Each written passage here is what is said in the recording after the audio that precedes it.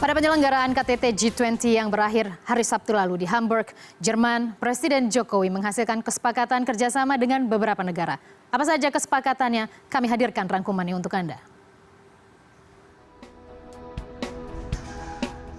Dalam pertemuan bilateral antara Presiden Joko Widodo dengan Perdana Menteri Australia Malcolm Turnbull, kedua negara sepakat untuk mendorong agar negosiasi kerjasama ekonomi Indonesian-Australia Comprehensive Economic Partnership Agreement dapat diselesaikan pada akhir tahun 2017 mendatang.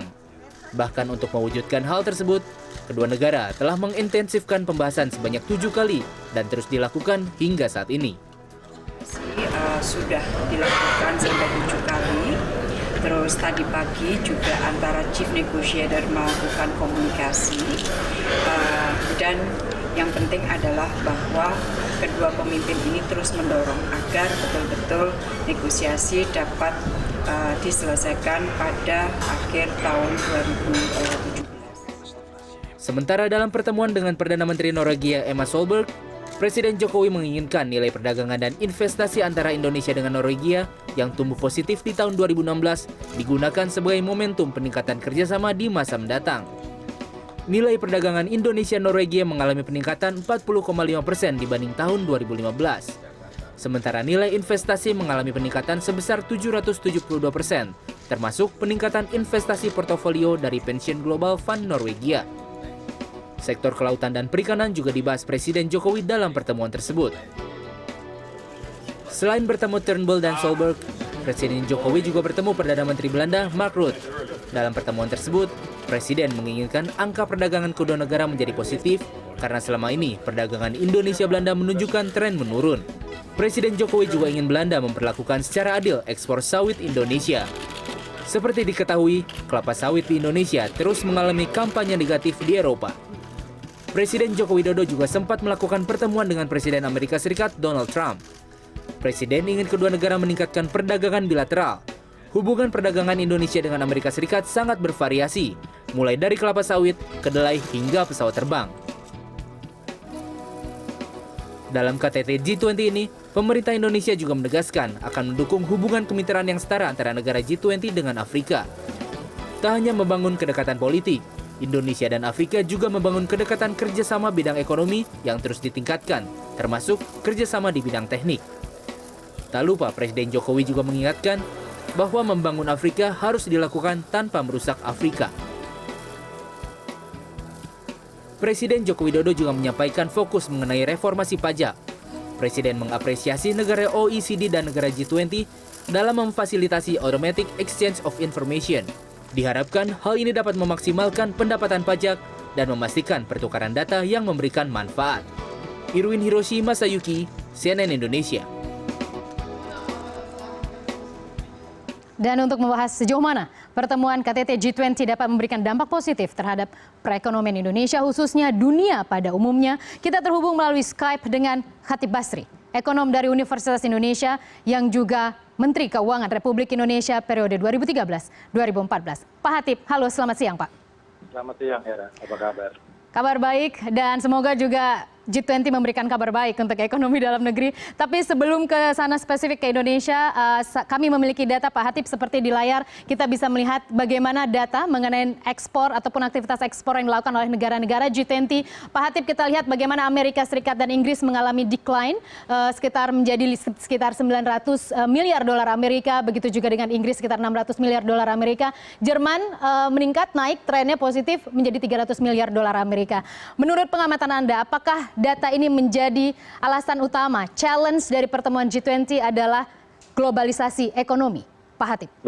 Betul sekali.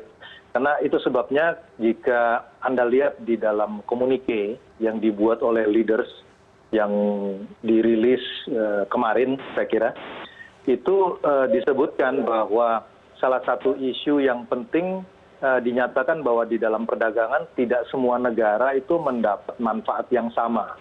Dan saya kira ini baru pertama kali pertemuan G20 secara eksplisit mengakomodir ruang atau instrumen proteksi dibolehkan untuk menjamin bahwa perdagangan itu bisa berlaku secara adil. Tetapi saya melihatnya secara implisit ini sebetulnya adalah keberhasilan dari Amerika ya, khususnya Presiden Trump, mendesak agendanya agar perdagangan itu bergeser dari yang namanya quote-unquote perdagangan bebas menjadi perdagangan yang adil. Tentu pertanyaannya adalah adil buat Amerika itu bisa berbeda dengan adil buat negara lain. Tapi ini jelas, ini terkaitan dengan data yang tadi Anda sebutkan, bahwa Jerman mengalami surplus, sementara Amerika dan Inggris itu mengalami penurunan. Oleh sebab itu ada kecenderungan bahwa Amerika menjadi lebih proteksionis, dan ini tercermin dari statement leaders, communique leaders di G20. Pak Hatip, dari beberapa literatur kemudian juga tulisan di media ekonomi disebutkan juga status quo yang terjadi sebagai pimpinan perdagangan global yang mundur, di mana Trump untuk memilih lebih proteksionis, membuat status quo dalam kepemimpinan perdagangan global. Apakah Anda sependapat bahwa Jerman dan Tiongkok tampaknya mencoba mereposisi posisi Amerika Serikat sebagai pemimpin perdagangan global, Pak Hatip? Saya sepakat penuhnya, tetapi kita juga harus mengakui dan juga melihat fakta, Hera, bahwa lokomotif perdagangan dunia yang terbesar itu tetap Amerika Serikat, diikuti oleh European Union, dan ketiga China. Jadi kalau Jerman dengan China mencoba mengambil alih posisi Amerika, belum sepenuhnya dilakukan. Jadi tanpa Amerika, saya ada kekhawatiran bahwa kecenderungan untuk proteksionisme itu akan semakin meningkat. Baik, Pak Hatip, kita kemudian lebih ke Indonesia. Dampak dari yang tadi Anda sebutkan, proteksionis agendanya tampaknya diterima dalam agenda G20. Seperti apa dampaknya bagi Indonesia? Apakah ini artinya Indonesia harus mulai lihai membuat sebuah kerjasama bilateral ekonomi? Atau Anda memiliki strategi lain untuk tetap mempertahankan posisi growth Indonesia, perdagangan Indonesia, atau bahkan lebih baik lagi dari saat ini, Pak Hatip?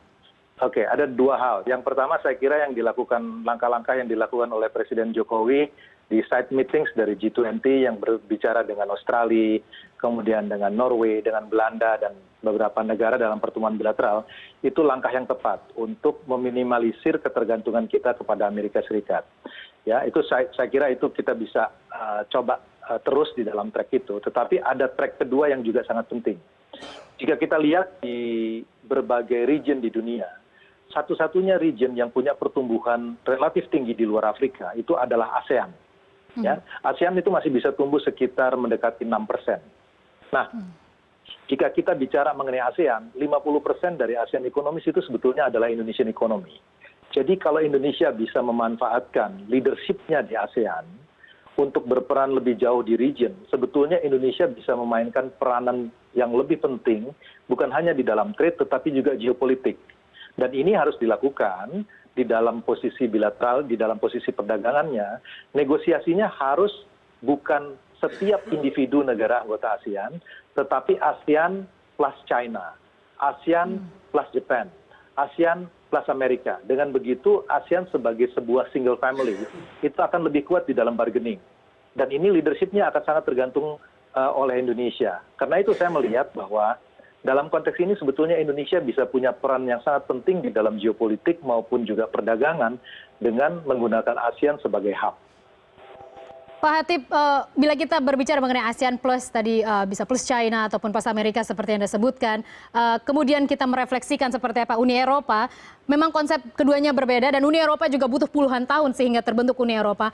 Seperti apa peran Indonesia yang Anda tadi sebutkan bisa begitu mengukuhkan sehingga ASEAN Plus negara tertentu tadi itu bisa memberikan kontribusi positif baik bagi Indonesia kemudian juga bagi regional?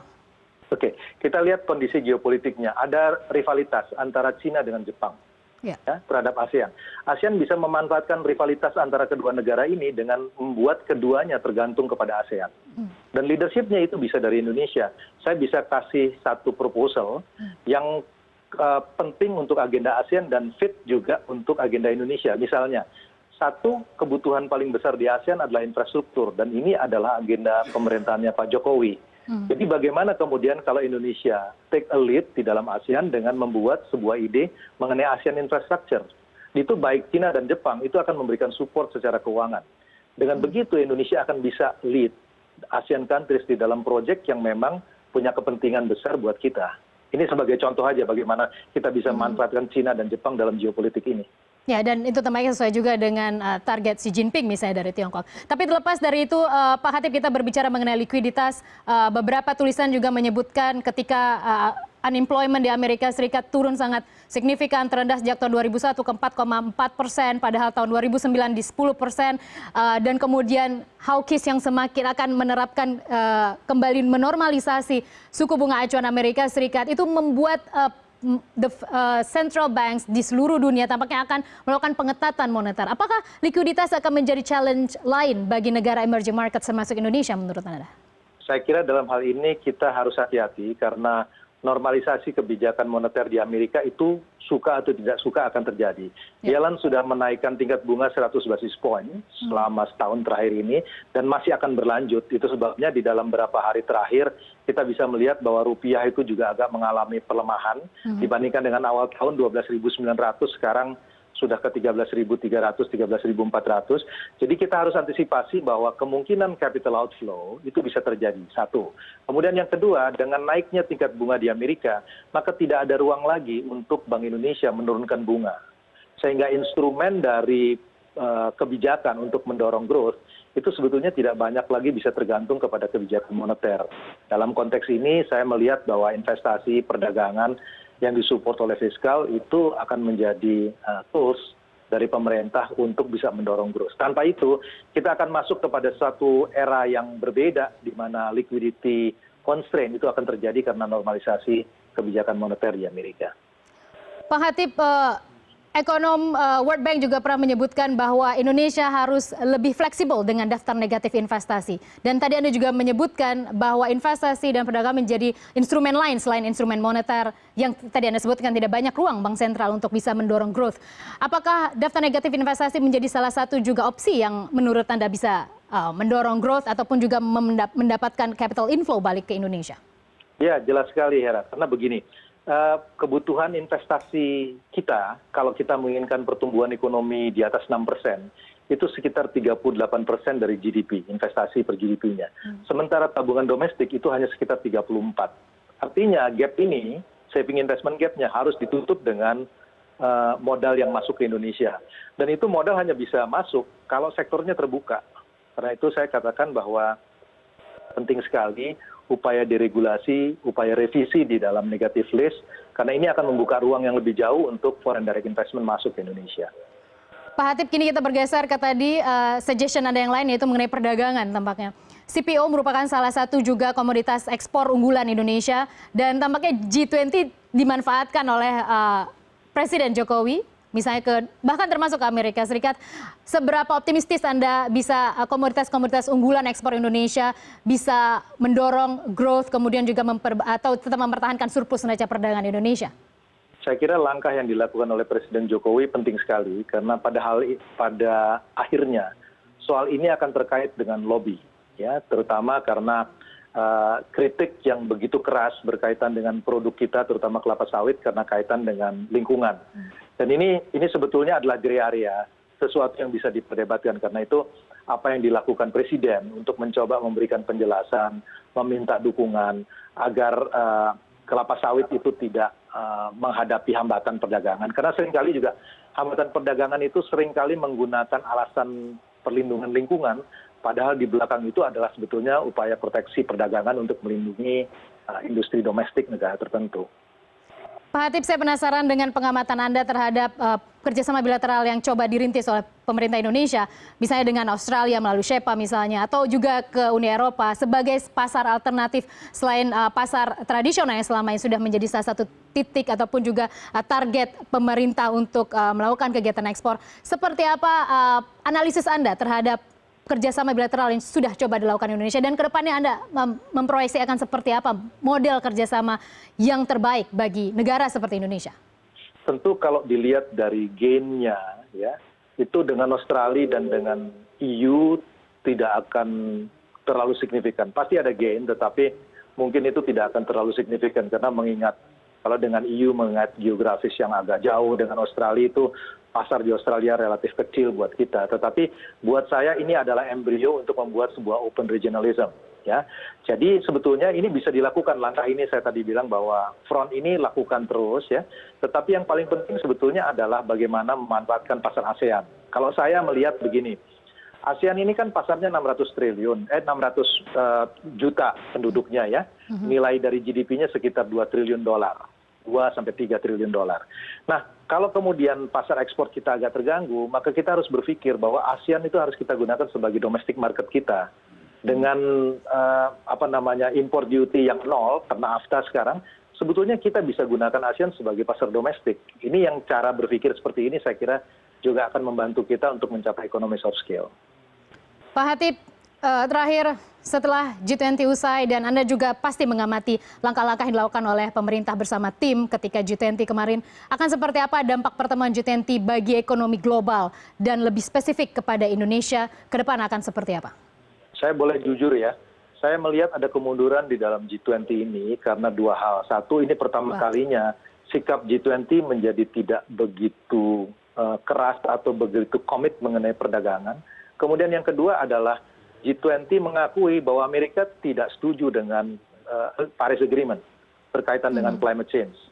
Dan ini adalah sebuah kemunduran di dalam konteks itu saya melihat bahwa kita kelihatannya Indonesia tidak berada dalam situasi global yang menguntungkan. Karena itu kita harus pandai-pandai untuk membuat policy berselancar di tengah situasi global yang kurang menjanjikan saat ini. Harus pintar-pintar berselancar di tengah momentum yang tidak begitu menguntungkan. Khatib Basri, Menteri Keuangan Republik Indonesia periode 2013-2014 yang juga sebagai ekonom dari Universitas Indonesia. Terima kasih atas waktu Anda bersama CNN Sama-sama. Indonesia.